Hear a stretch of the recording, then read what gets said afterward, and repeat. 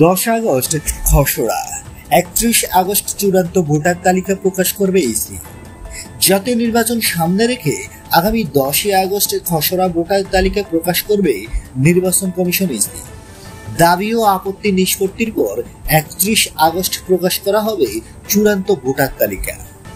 মঙ্গলবার দুপুরে নির্বাচন কমিশন জানায়, ভোটার তালিকা আইন সংশোধনের প্রক্রিয়ায় বিলম্ব হওয়ার শুরুতেই কেবল একটি সম্পূরক তালিকা প্রকাশের পরিকল্পনা করা হয়েছিল।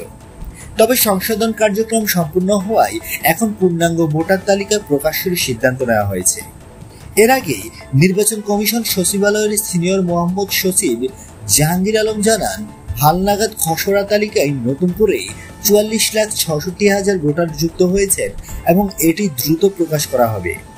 সর্বশেষ তথ্য অনুযায়ী দেশে বর্তমানে মোট ভোটারের সংখ্যা দাঁড়িয়েছে 12,37,32,274 জন।